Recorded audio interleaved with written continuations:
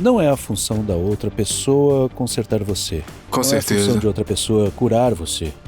É trabalho da outra pessoa, como falamos anteriormente, dar espaço para que você se sinta seguro o suficiente para fazer esse trabalho por conta própria. I think you gotta have a dream. The School of Greatness. Really? Yeah. Please welcome Lewis Howes. No seguinte episódio, nós discutimos sobre tópicos que incluem abuso sexual, traumas e podem ser gatilhos para alguns públicos. Então, esteja ciente. Então, o que é que tem te impedido de ser mais pacífico, amoroso e calmo quando as coisas acontecem? E eu observo que, quando eventos acontecem no mundo, se somos afetados emocionalmente por eles e isso afeta a gente se fecha, isso pode significar algo, né? Pode haver uma ferida ou algo que a gente não curou. Qual a maior coisa que você teve que trabalhar para te ajudar nessa jornada, né? Que é uma jornada. Sim, quero dizer, tanta coisa. Então, provavelmente há cerca de 3 anos, comecei a perceber que tinha muitos traumas e emoções armazenadas em meu corpo. E eu era alguém que nem conhecia. Eu nem sabia que tinha ansiedade. Eu vi pessoas com ansiedade, depressão e pensei, bem, não sei como é isso. Não sei. Esse não sou eu. Então, um dia na terapia, eu falei para o meu terapeuta, às vezes não consigo respirar fundo. E comecei a ter umas dores estranhas nas costas e em certas áreas. Daí ela disse, eu realmente quero que você perceba isso e observe isso. Então aparecia mais e mais. E percebi que eu tinha ansiedade a vida toda, mas como ex-atleta simplesmente não prestava atenção nisso. Não prestava atenção em nada que pudesse me atrasar ou que pudesse atrasar minha grandeza no que quer que eu estivesse tentando realizar. Daí descobri que eu tinha ansiedade, então você tem que entender a ansiedade e descobrir onde ela está em seu corpo, de onde ela vem e o que é. E enquanto escrevia meu último livro, comecei a compartilhar muitas histórias sobre minha vida na tentativa de ajudar outros homens a sentirem que não estão sozinhos. Eu nunca tive ninguém como modelo de vulnerabilidade para mim. Meu pai tinha emoções. Ele é sensível, gentil, italiano, mas nunca me mostrava vulnerabilidade. Eu não sabia as coisas que estavam causando estresse ou ansiedade nele. E eu não tinha ninguém com quem conversar sobre as coisas que me machucavam e me causavam sofrimento quando eu era jovem.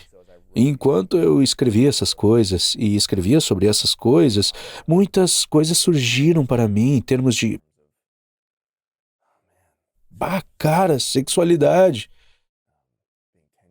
Ter só 10 anos e encontrar pornografia pela primeira vez antes que o meu corpo estivesse pronto. E o que isso fez comigo em termos dos caminhos neuronais que esculpiu em meu cérebro e a comparação com a sensação de nunca vou me igualar, eu nunca serei aquela coisa que vi quando eu tinha 10 anos. As situações sexuais em que fui colocado antes de estar pronto. E mesmo aos 20 anos, tendo minha primeira experiência sexual real, minha primeira vez não sendo consensual. Ter isso tirado de mim de uma forma que eu não percebi até 3 anos atrás, que era uma violação grosseira dos limites, porque eu não acreditava que os homens pudessem ser agredidos sexualmente. Porque o que somos condicionados como homens a acreditar. Se ela quer sexo, é melhor você estar pronto. Não houve conversa nenhuma sobre não estar emocionalmente preparado. Então todas essas coisas estavam no meu corpo e eu não fazia ideia. E assim, nos últimos 3 anos, enquanto tenho me curado, muito tem saído. E aprender que preciso me amar o suficiente para ouvir as coisas que o meu corpo está dizendo, as coisas que a minha alma está dizendo, as coisas que eu preciso e que nunca fiz antes. Então, e muitas outras coisas. Eu acho que, especialmente quando você se torna pai, seus filhos são seus professores. E você começa a notar os pequenos mini-eventos que aconteceram ao longo da sua vida que você nunca cicatrizou, enquanto eles acontecem na sua frente com seus filhos. Então, por exemplo, eu descobri que nunca brincaram comigo. Ninguém nunca se ajoelhou, olhou para mim e brincou comigo. Eu não tinha trabalho, era só eu e aquele adulto. E eu não sabia porque era tão difícil para mim brincar com meus filhos nos primeiros anos. Porque isso não aconteceu com você, você não viu esse Eu exemplo. não fazia ideia do que tinha de errado. Eu fiquei tipo, espere, por que não consigo sentar no chão com meus filhos? Por que estou sempre preocupado com o que está acontecendo em outro lugar ou no meu telefone? O que é isso? E percebi, ah meu Deus, é porque não foi culpa deles. Mas ninguém ficava no chão brincando comigo. E essas coisas inevitavelmente surgem, especialmente quando você é pai de uma criança pequena e de duas crianças. Então, no casamento, muitas coisas surgem. Você é casado há 12 anos? Acabamos de comemorar 9 anos, então Aham. estamos na jornada para 10 juntos há quase 12 já.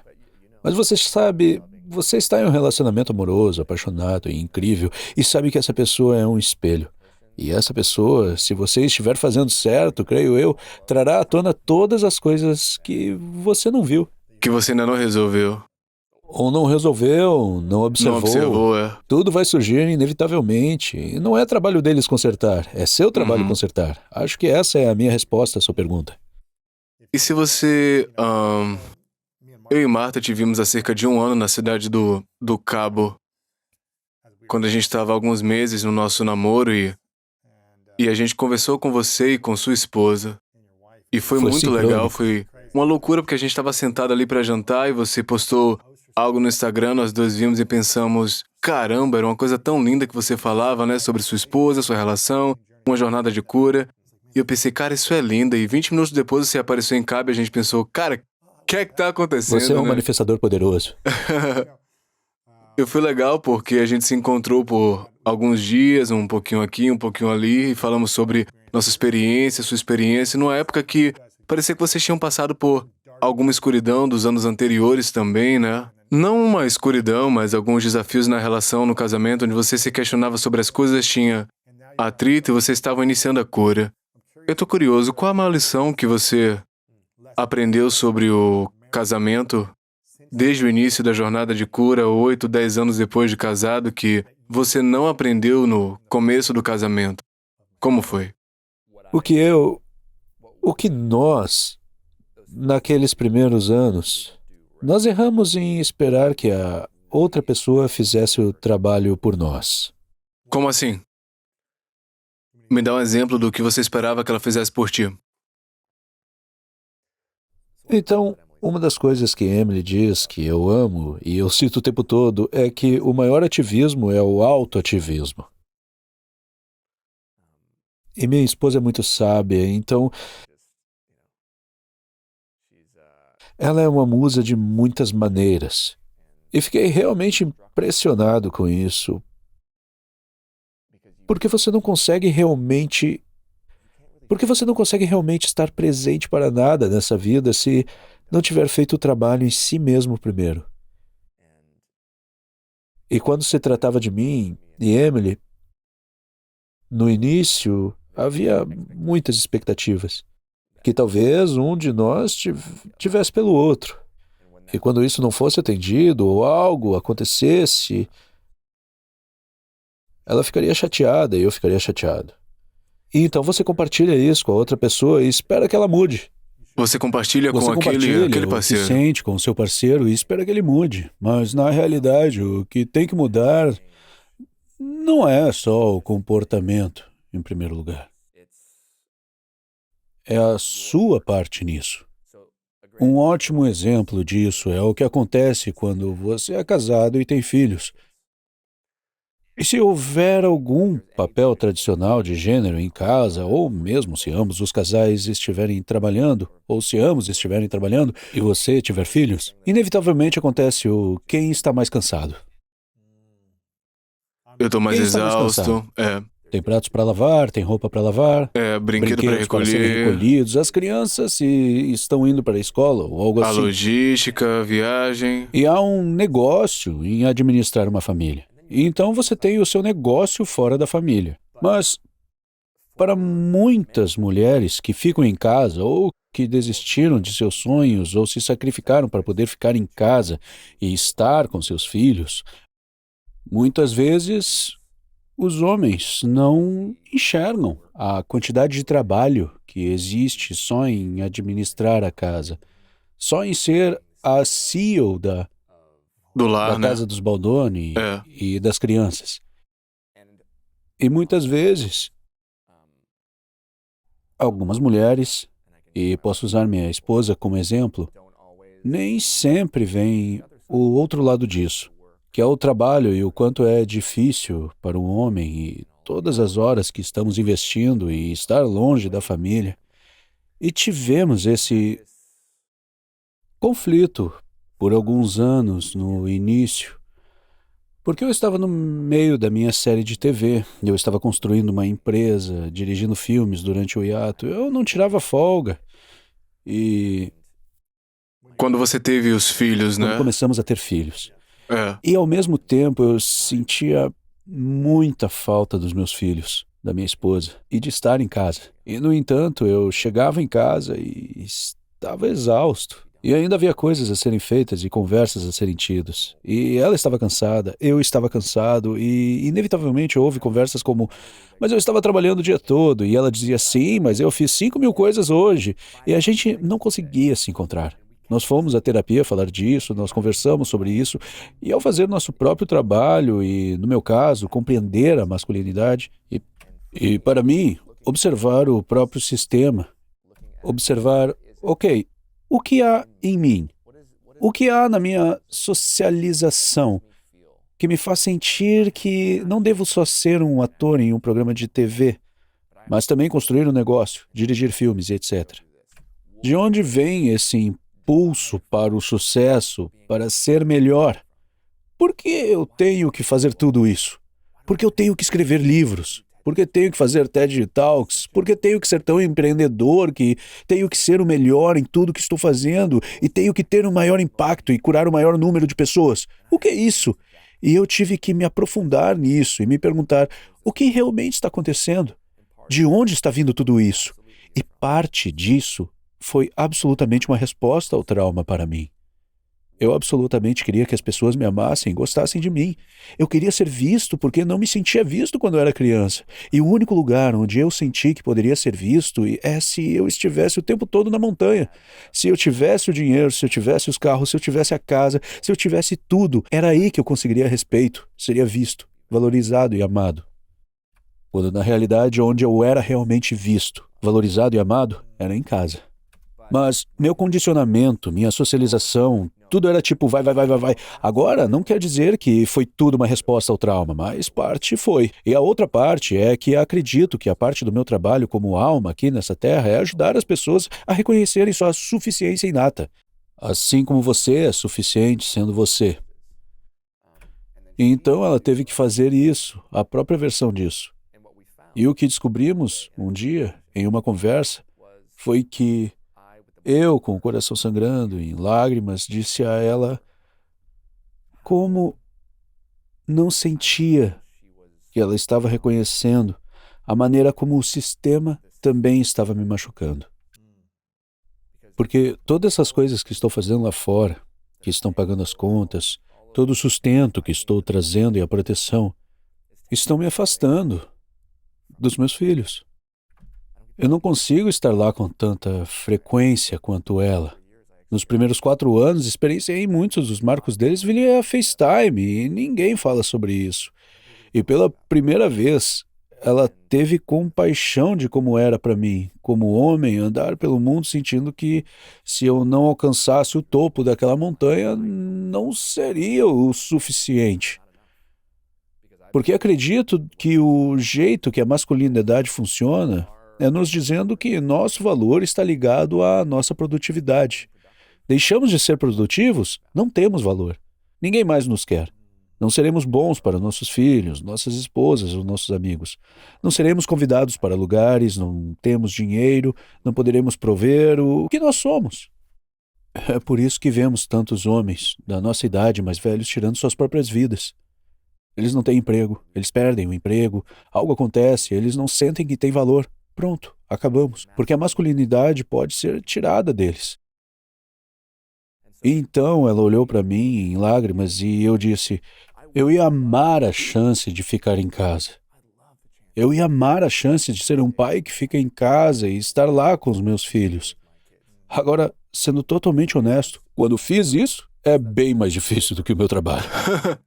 Não é seu estado natural, né? Fico muito mais cansado fazendo esse trabalho. Ficando de joelhos, brincando com meus filhos e conversando com uma criança de 4 anos o dia todo do que no outro trabalho. Porque há uma parte desse outro trabalho que também preenche algo em minha vida. 100% é. E quando ela foi capaz de enxergar e entender isso, mudou a dinâmica. E quando pude enxergar e entender o quão difícil é o trabalho dela, me colocar no lugar dela, me visualizar lá no mundo, tendo as conversas de adultos e ter fama e tudo isso enquanto ela está em casa, e o mundo não reconhecendo o que ela está fazendo como valioso, o mundo não parabeniza as mães da mesma forma que parabeniza os pais. Caso contrário, as mães seriam consideradas a melhor perspectiva para os empregadores, mas em vez disso estão lá embaixo. Quem está no topo? Pais. O homem que é pai de uma criança é um homem que pode ser contratado. Queremos esse cara. Mas uma mulher que é a mãe, bem, você não quer contratá-la, porque daí o que acontece quando tem consulta médica ou o filho fica doente? Bem, ela vai ter que sair do trabalho. Mas nós condicionamos nossos homens a acreditar que um pai não faria isso. Um pai permanecerá comprometido com o trabalho. Queremos as qualidades que vêm de ser pai. Não queremos as responsabilidades que vêm. Então, foi essa combinação dessas duas coisas que mudou todo o nosso relacionamento. E isso aconteceu bem cedo. Eu fiz meu próprio trabalho, ela fez o próprio trabalho. Então, nos reunimos e compartilhamos honestamente, sem precisar mudar a outra pessoa. E quando tivemos empatia e compaixão um pelo outro, isso abriu as portas drasticamente. E o que você diria se pudesse voltar para si mesmo? Obviamente você não quer mudar nada, mas pudesse voltar para si mesmo um dia antes de casar e pudesse ter uma conversa desse ponto de vista agora com você, naquela visão mais jovem de você e você de hoje. E compartilhar 3 lições de tipo, olha, essas são coisas que eu quero que você saiba desde o primeiro dia. Antes do casamento começar. Sabendo o que sabe agora. Sobre como criar mais harmonia, paz, conexão, conversa e alinhamento dentro do casamento. Não que você tenha um casamento ruim, mas eu estou dizendo para eliminar alguns atritos, né? Que conselhos você daria para o seu eu mais jovem sobre casamento? A primeira coisa seria fazer o seu próprio trabalho. Realmente fazer o seu próprio trabalho. Escavar e desenterrar as coisas que aconteceram com você. Porque elas estão 100% influenciando o jeito que você ama.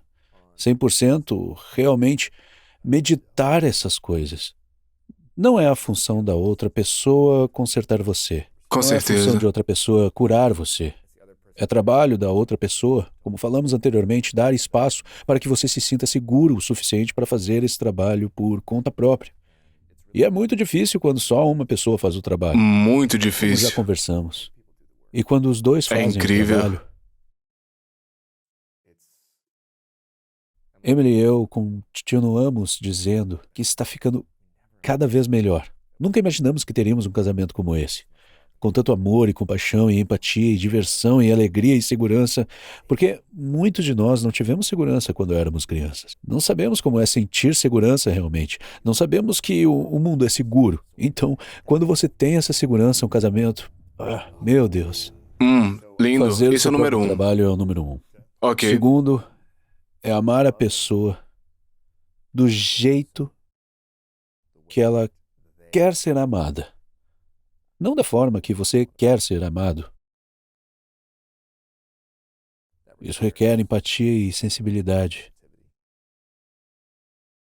Requer ouvir e ser observador e pensar sobre o que a pessoa precisa versus o que você precisa. E não é assim que somos criados. Não é isso que vemos nos filmes. Isso não é o que a maioria de nós viu de nossos pais. A terceira coisa que eu diria a mim mesmo, desfrute. Relacionamentos, casamentos. Acredito que quando você faz essas duas primeiras coisas, eles devem ser desfrutados.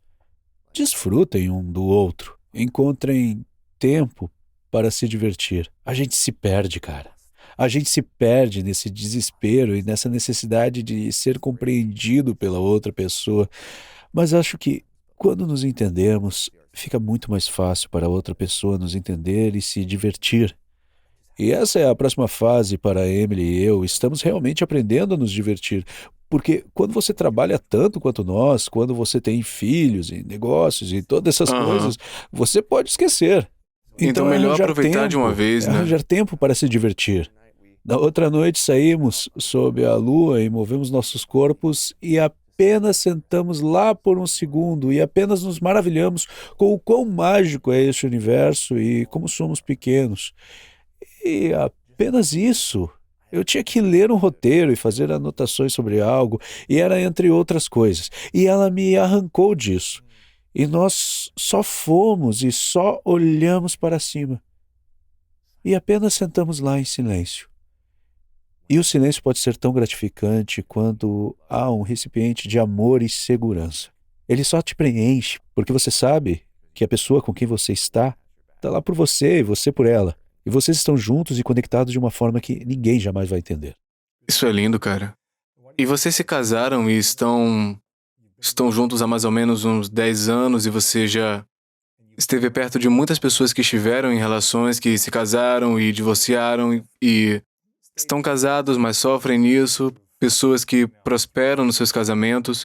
Qual você acha que é a principal razão que as pessoas falham nas relações? O que é que atrapalha essas pessoas? O melhor conselho que meu pai já me deu sobre casamento e relacionamentos foi que ele me disse que havia momentos no casamento deles, e eles ainda eram casados e têm um casamento incrível. Houve momentos no casamento deles, ele e minha mãe, em que ele não acordou sentindo que estava apaixonado por ela.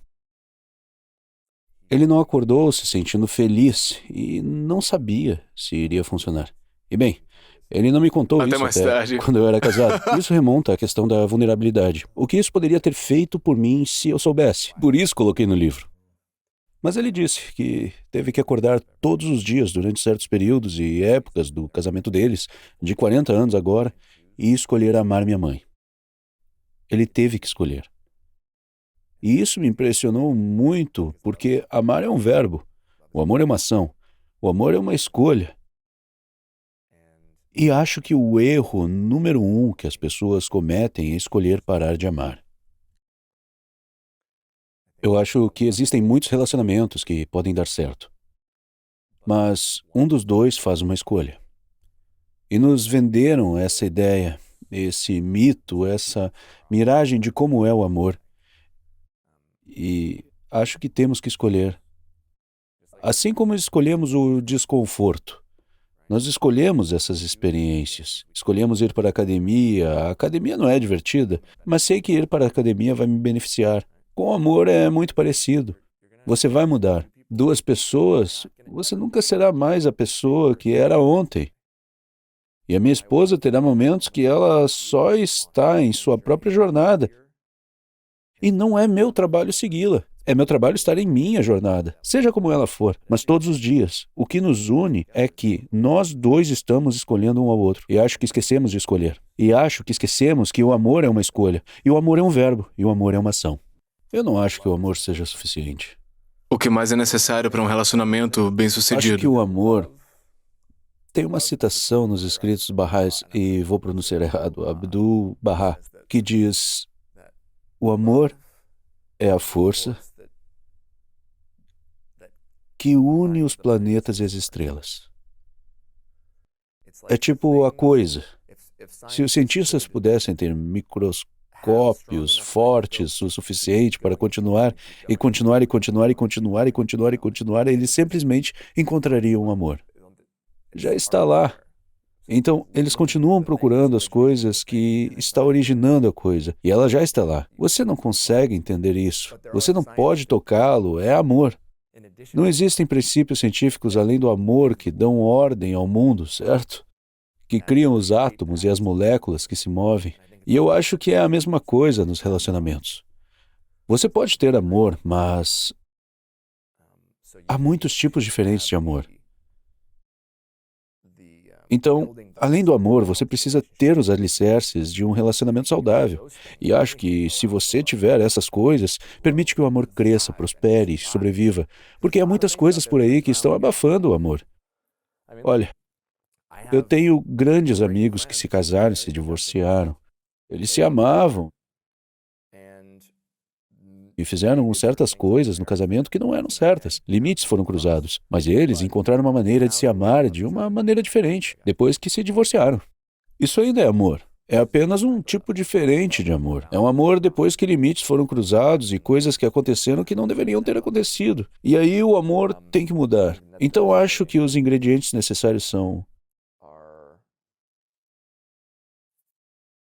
as três coisas sobre as quais conversamos: fazer o trabalho, reciprocidade, segurança, honestidade, comunicação. Você precisa de todas essas coisas para que um casamento e um relacionamento realmente funcionem. Então, não, o amor não é suficiente.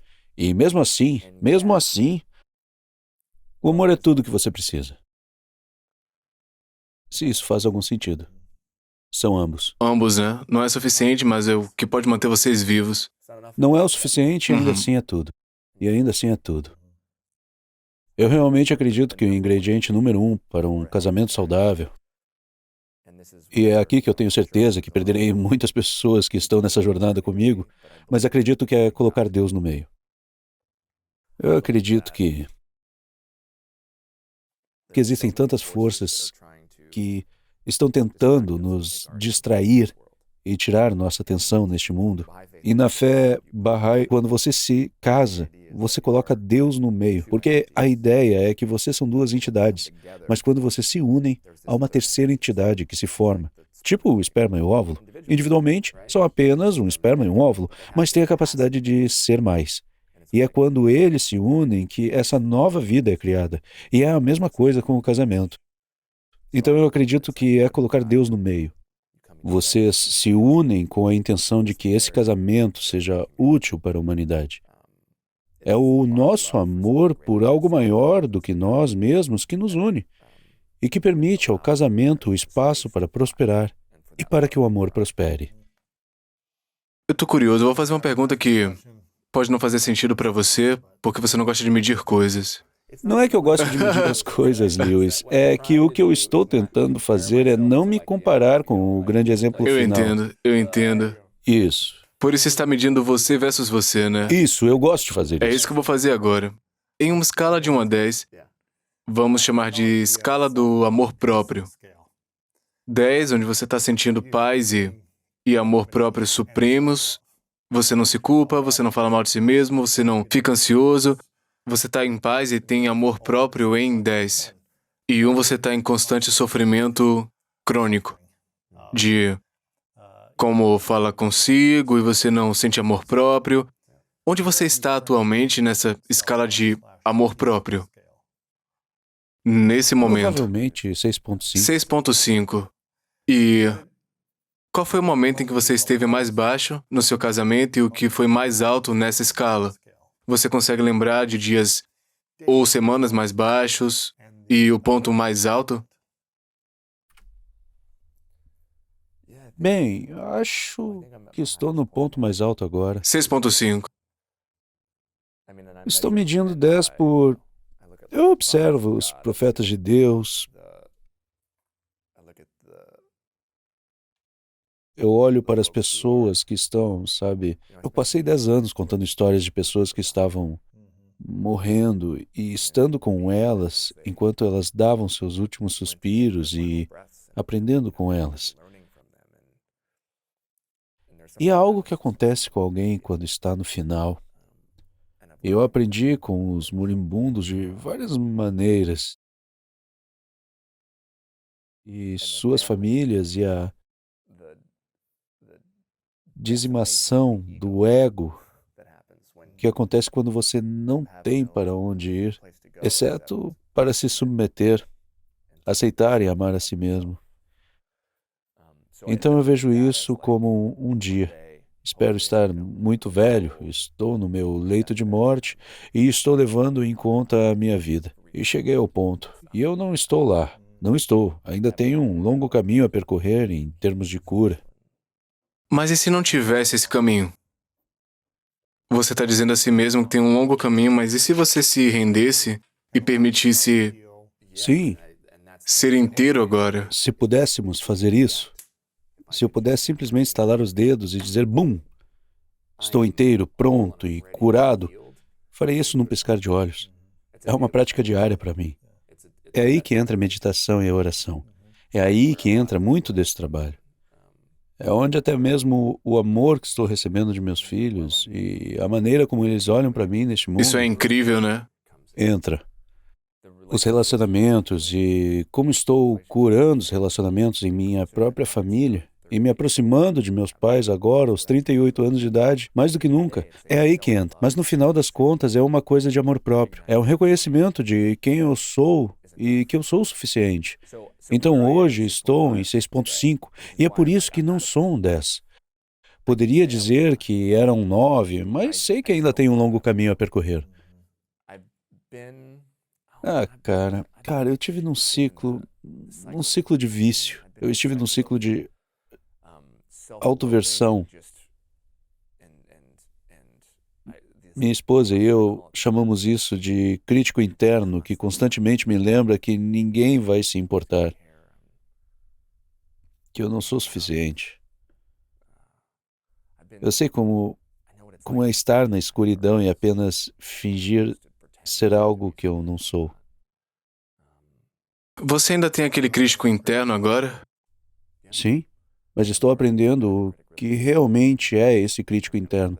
E estou aprendendo a amar esse crítico interno, que na verdade é apenas um pequeno eu que não recebeu o amor de que precisava, não foi visto do jeito que ele precisava ser visto, não estava seguro do jeito que ele precisava para se sentir seguro. E estou aprendendo a ter compaixão por aquele garotinho, porque é só isso. É só aprender a amar essa parte de nós mesmos. Aprender a amar, como diria meu antigo terapeuta, agora é meu amigo Brady Ruddy, nossos horríveis eus podres.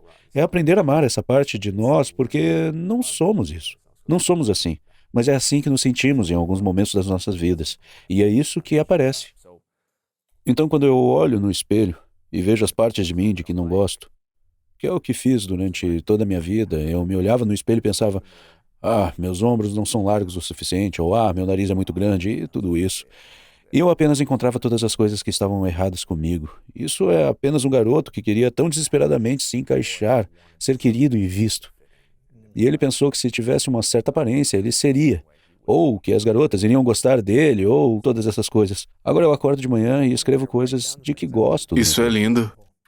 Eu literalmente escrevo as coisas pelas quais sou grato. E nunca na minha vida eu disse que sou grato por minhas pernas, porque posso ficar em pé e carregar meus filhos escada acima, ou posso ficar de joelhos e brincar com meus filhos. Sempre foi tipo, eu quero pernas fortes para correr vários quilômetros.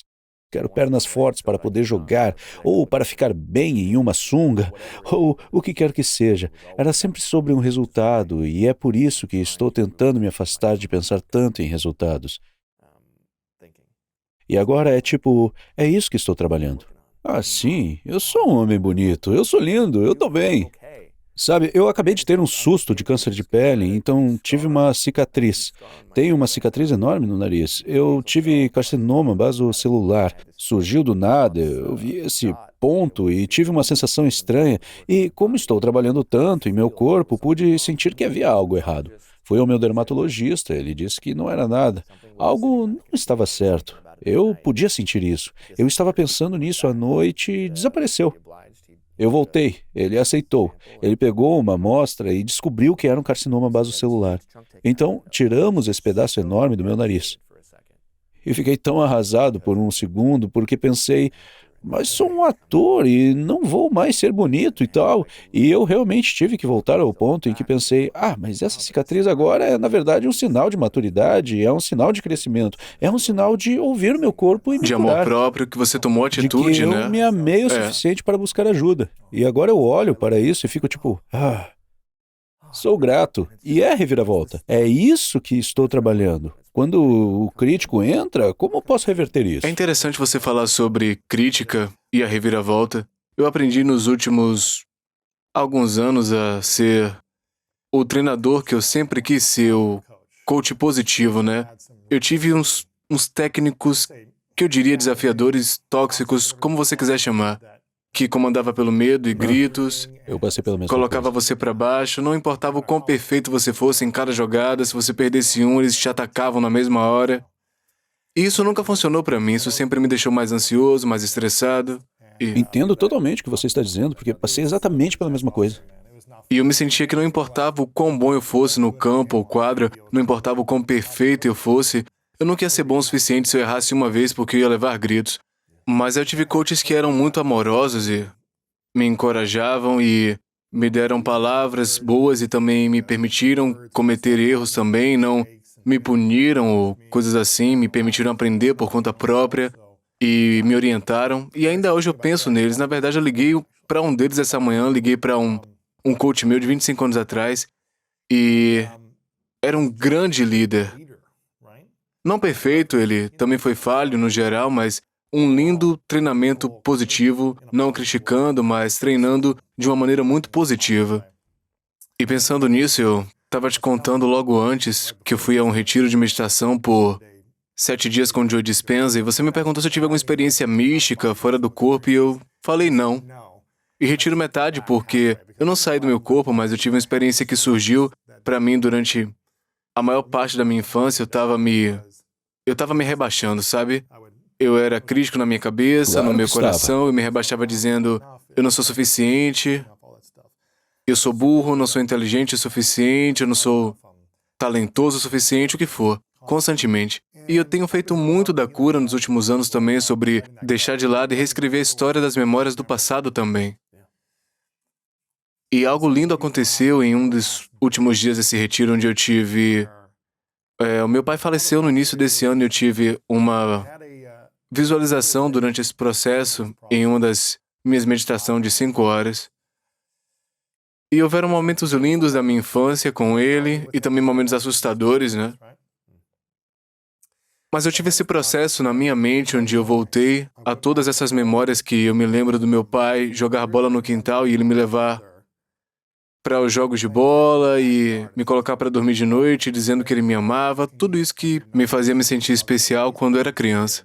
E passando por todas as idades que eu consigo me lembrar até a minha última lembrança com ele, dele estando lá por mim.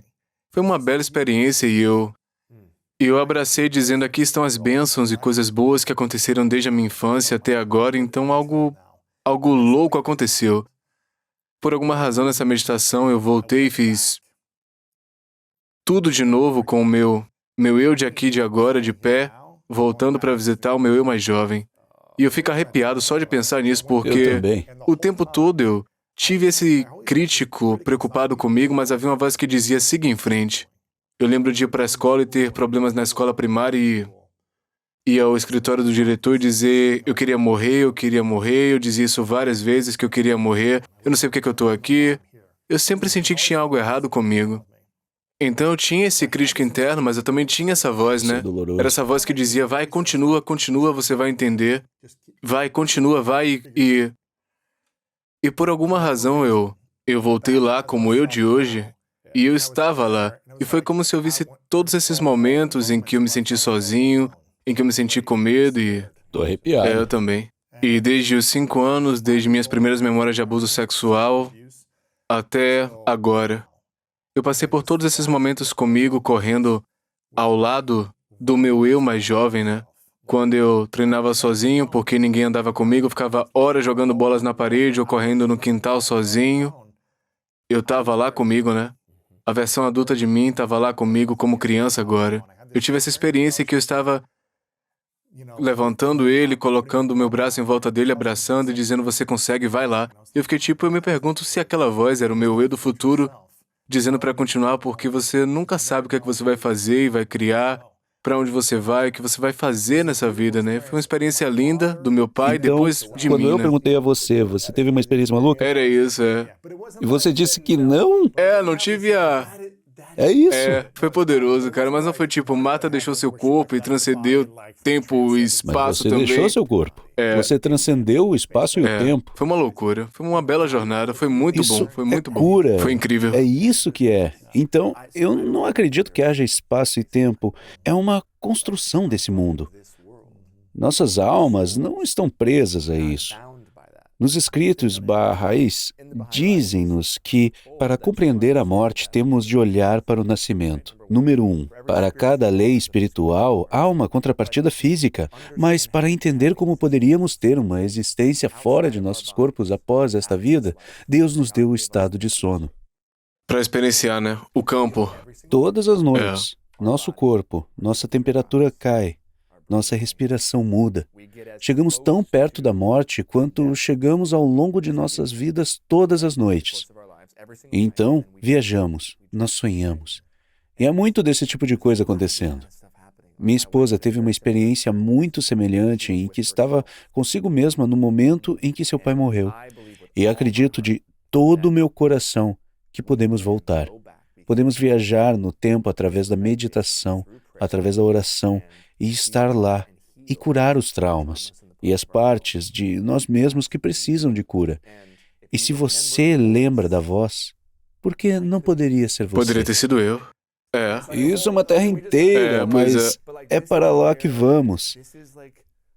E é um momento muito emocionante para estar vivo, porque isso é... É emocionante. Como contador de histórias, como escritor, diretor, você conta histórias.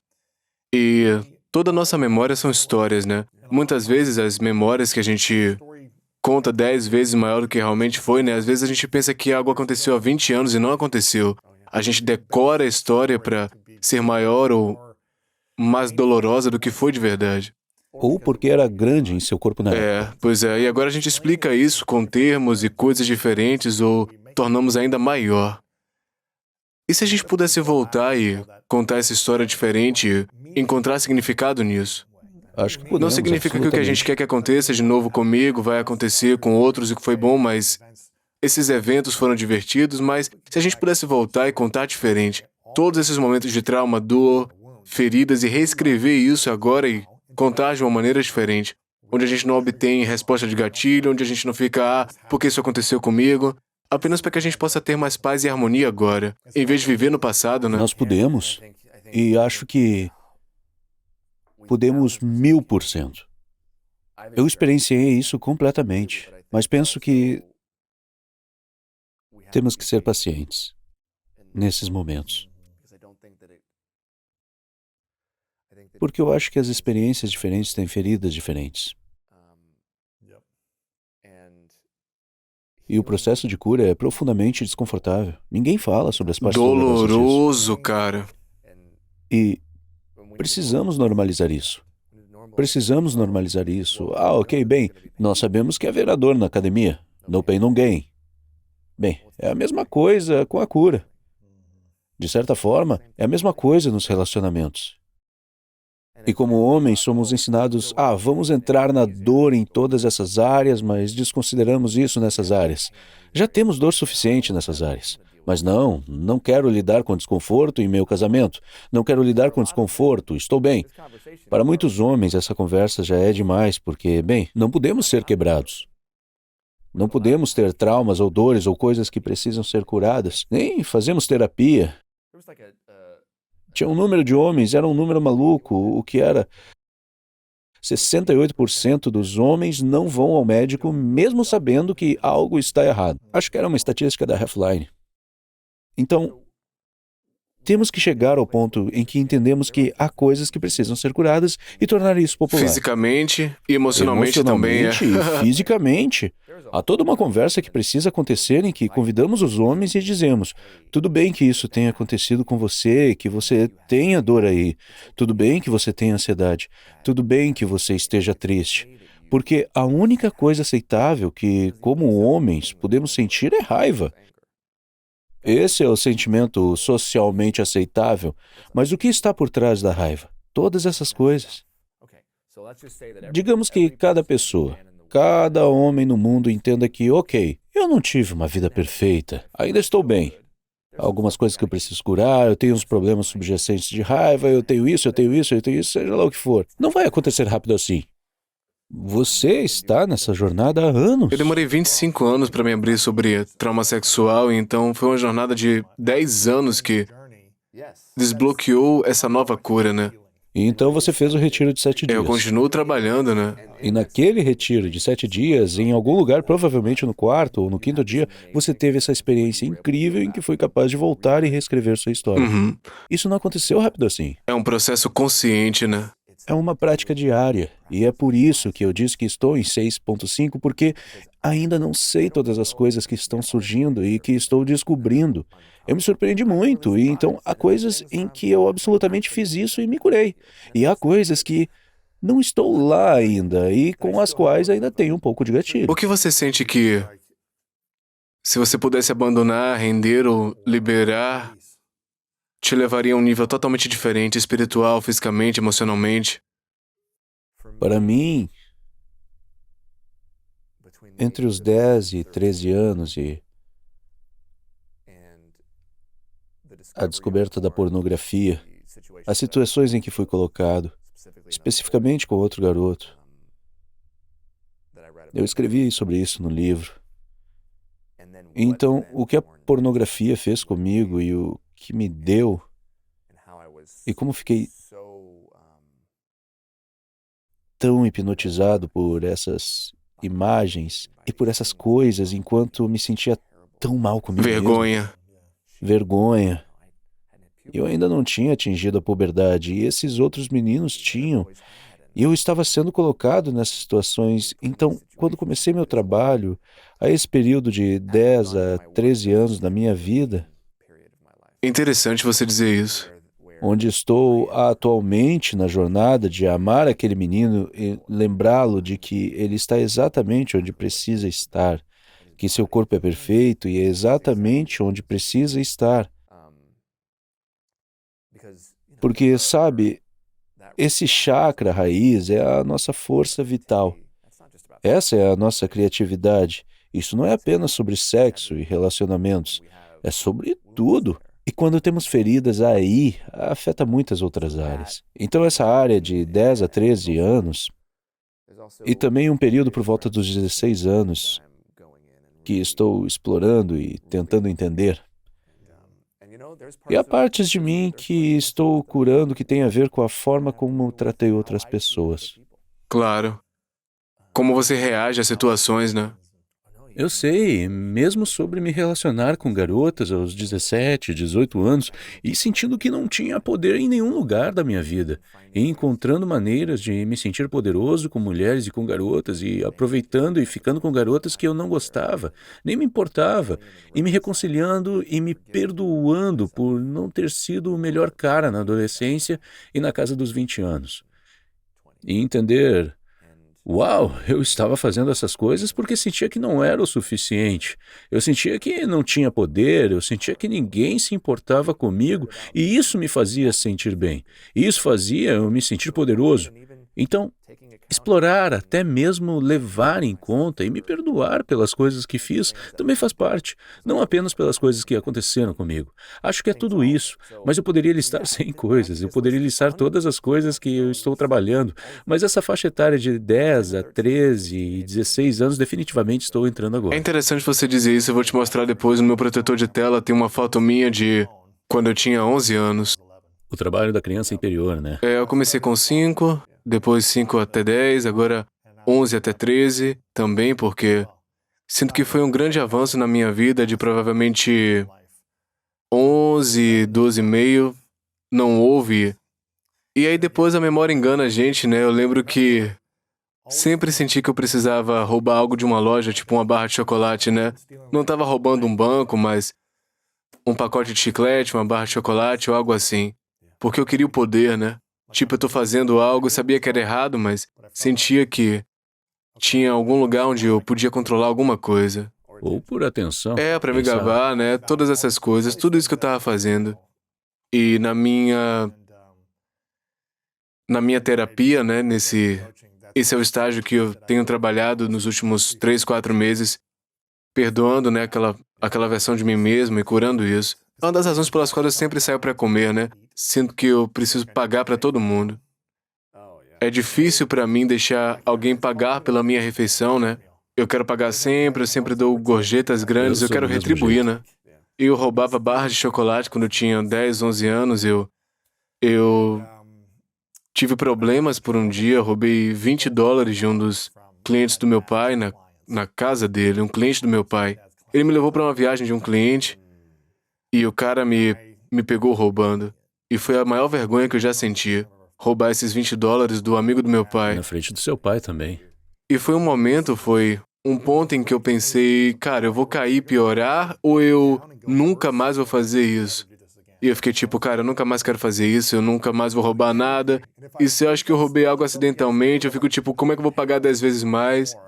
Então, dessa forma, aprender isso e sentir tanta dor naquela época e vergonha e constrangimento também do meu pai, o que é que eu poderia ter feito com o negócio dele, né?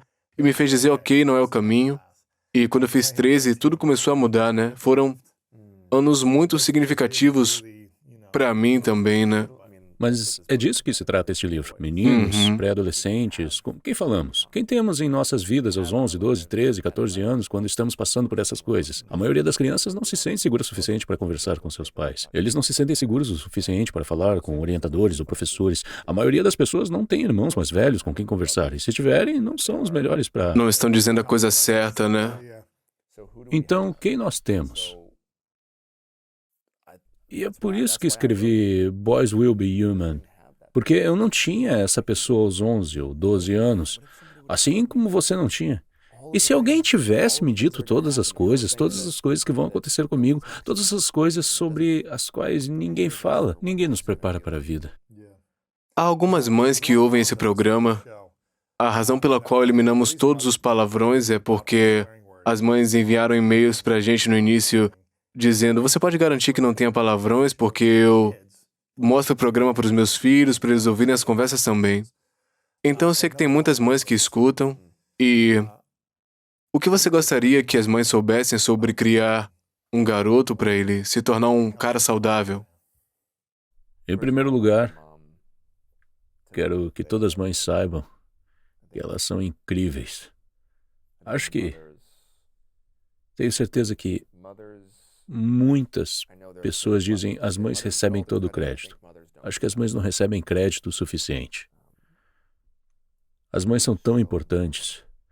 Acredito que aprendemos empatia, compaixão, sensibilidade, gentileza, todos esses atributos, entre aspas, femininos, que realmente não são específicos de gênero.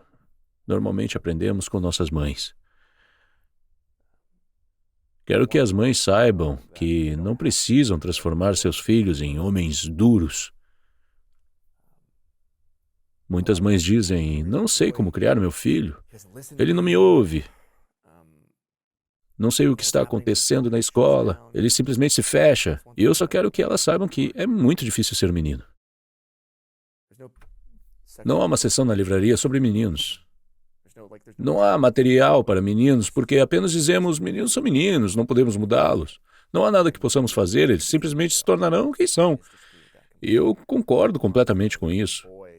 Quero que as mães saibam que seu filho é sensível, é doce, empático. Ele tem todas aquelas coisas, mas o mundo está dizendo que ele não pode ter. Então, quanto mais uma mãe puder criar um recipiente seguro, um espaço seguro para aquele menino sentir todas as coisas que ele precisa sentir sem tentar consertá-lo, mas eu acho que aquele menino vai estar disposto e capaz de compartilhar as coisas que estão acontecendo em sua vida com ela. Porque é muito difícil ser mãe de menino. Você não tem a experiência de vida de como é passar pelo que passamos. E também é muito difícil crescer e ser uma menina, só para constar. É difícil ser um humano. Vamos ser realistas. Mas homens e meninos não têm um senso de comunidade onde possamos compartilhar sobre as coisas vulneráveis que acontecem conosco. E assim nos sentimos como se estivéssemos sozinhos, sentindo que somos a única pessoa com quem isso está acontecendo. Sou a única pessoa que tem uma ereção no terceiro período quando estou na 8ª série. Ninguém mais tem. E então eu estou constrangido, eu estou envergonhado. Eu nem estava pensando em uma garota, simplesmente aconteceu. Ninguém mais tem ereções, exceto eu. E aí você sente vergonha. Diga o que for e nós simplesmente passamos por isso.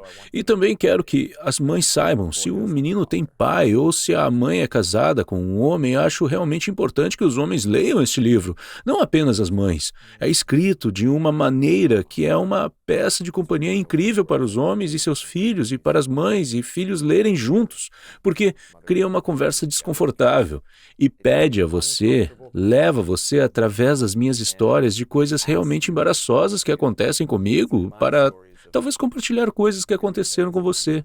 E é aí que a confiança é construída, o compartilhamento da vulnerabilidade, colocando isso na mesa e dizendo: "Ei, filho, eu lembro que isso aconteceu comigo." E então, de repente, o garoto está olhando para o pai de uma maneira totalmente nova. "Espera aí, você é como eu? Você não é esse super-herói impermeável que não tem sentimentos? Você sabe como é isso?" E então você está mais perto. Relacionamentos são assim. O casamento é assim. É por isso que liderar com vulnerabilidade é tão importante. E também é importante, igualmente importante, não punir quem demonstra vulnerabilidade. Principalmente se você é um homem numa relação com uma mulher. Ficar muito atento se você é vulnerável. Talvez aquela mulher não esteja acostumada. Talvez seja uma coisa nova. Talvez seja um gatilho para ela. Mas não faça isso de novo se ela te punir por isso. E que as mulheres estejam realmente atentas para não punir seus homens por serem vulneráveis. E as mães, quando um menino vem até elas e diz: "Ei, mãe, estou com muito medo", ou "Isso aconteceu comigo", não apenas ignorar porque você quer criar um homem forte. Não acredito que força e sensibilidade sejam mutuamente exclusivas. Acho que homens muito fortes são sensíveis. Eu amo isso, cara. Boys Will Be Human, um guia realista para se tornar a pessoa mais forte, gentil e corajosa que você pode ser. Quero que todo mundo compre esse livro. Isso é para os pais lerem para aprender mais sobre as crianças ou é para as crianças também? Bem, é escrito para meninos. É difícil, Mas nós né? entendemos. Eu nunca lia nada. Entendemos que menino de Não. 12 anos vai à livraria comprar livro. Eu tô com você. Porém, continuo ouvindo as pessoas que compraram que os meninos estão gravitando em direção ao Isso é livro. ótimo. Eles pegam o livro. Estou recebendo mensagens de mães, e o livro foi lançado há 5 dias. Elas contam: "Nunca vi meu filho ler nada e ele Isso está é lindo. querendo ler." Porque acho É lindo, que cara. estamos famintos por alguém com quem conversar. Queremos ser compreendidos. Queremos que a nossa experiência seja validada. E queremos orientação. E eu não sou um especialista. Eu só compartilho o que aconteceu comigo e o que aprendi. E você tem expertise na experiência, né? Eu tenho Isso expertise é na minha ótimo. experiência. Comprem um livro, vocês podem ir para qualquer lugar na Amazon ou menenov.com ou nas redes sociais, Justin Baldoni, em qualquer lugar. Qual é o principal lugar que você tá? Instagram, TikTok? Eu vejo você no Não TikTok. sei. Você cria muito conteúdo bom lá. Honestamente, estou tentando me desligar de Eu tudo te entendo, isso. cara. Mas sim, Instagram e TikTok são coisas que eu estou fazendo agora. Graças a Deus, tenho ajuda com isso, Eu entendo. Eu entendo. tentando sair daquela tela ao máximo que posso. Se você pudesse compartilhar uma coisa com todos os garotos do mundo. Cenário hipotético. É uma coisa... Somente uma coisa que você pode compartilhar com os garotos. Qual seria a mensagem que você quer dizer para eles? Você é suficiente. Ninguém pode tirar sua masculinidade de você. Nenhum garoto pode tirar isso de você. Nenhuma garota pode tirar isso de você. Você não pode ser emasculado. Quem você é, como você é o suficiente. Você não precisa provar que é suficiente para ninguém. Você é bom. Você é bonito. Você é sensível. Você é gentil. Você é humano. Você é suficiente. Parece que você precisava ouvir isso naquela época, né? Eu escrevi isso para mim. É, Esse trabalho para mim. a versão de 12 anos, né? 10, 12, 15. Exato, é. É a É, mesma coisa que digo a mim mesmo todos os dias. isso é lindo, cara. Comprem um livro, mais uma vez, Boys Will Be Human, confiram. Comprem uma cópia para os seus amigos. Eu acho que vocês vão encontrar muito valor nisso, então dê uma olhada, um livro muito honesto e real.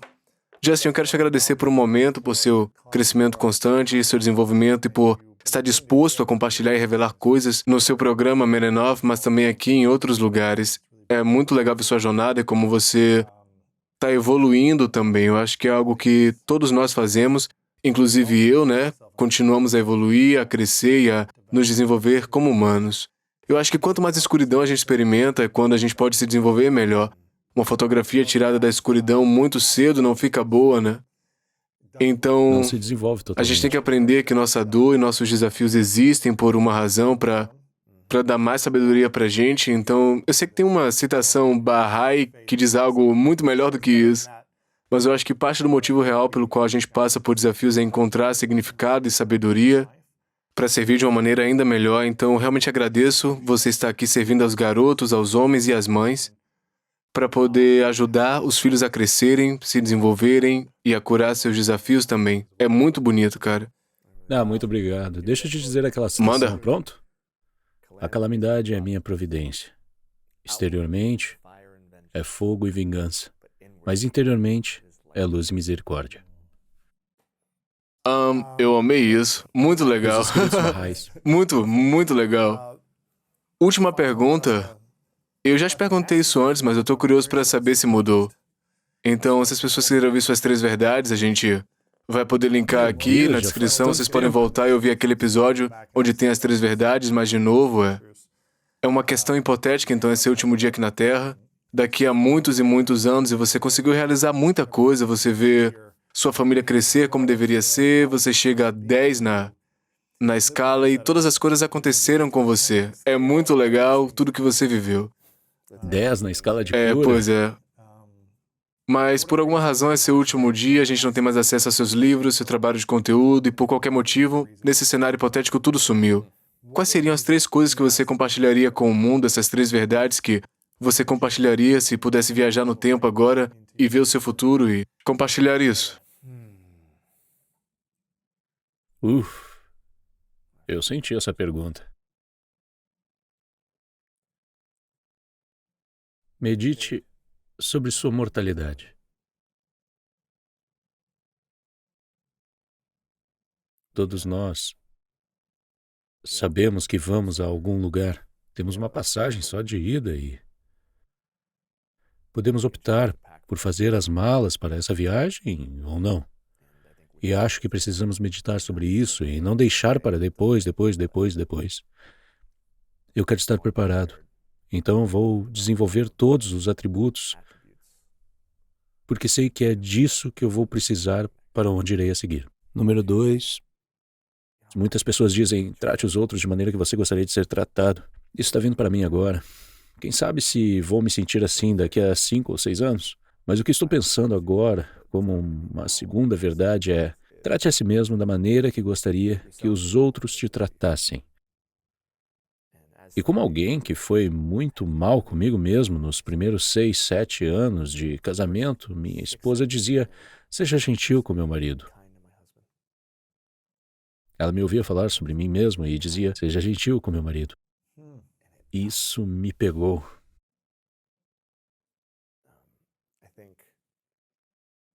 Acho que por mais que queiramos ser pessoas legais e boas no mundo, acho que temos que ser gentis e bons com nós mesmos. Caso contrário, é performativo e não é real. E o terceiro,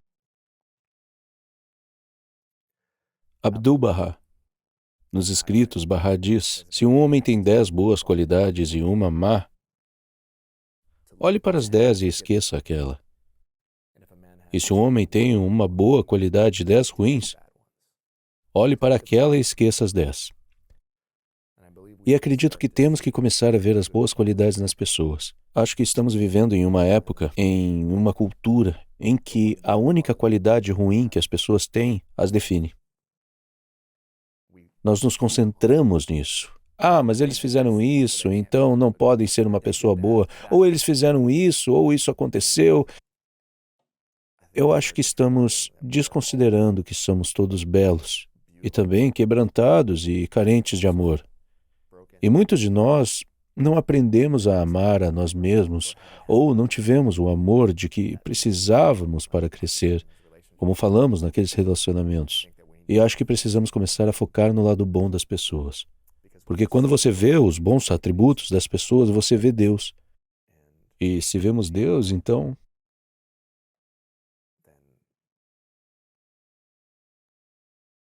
a vida é completa. Lindas. Acho que foram diferentes da última Tenho vez, né? certeza de que são. Eu nunca consigo dizer a mesma coisa 2 vezes. Última pergunta, qual a sua definição de grandeza? Humildade. Humildade. Meu amigo, muito obrigado. E muitas vezes as pessoas perguntam, o que é agilidade emocional? E eu digo, bom, eu posso dar a definição de nerd, mas em última análise, meu trabalho é sobre enxergar, é sobre ver e sobre não ver. E o que quer Enxergar a dizer si com isso? mesmo.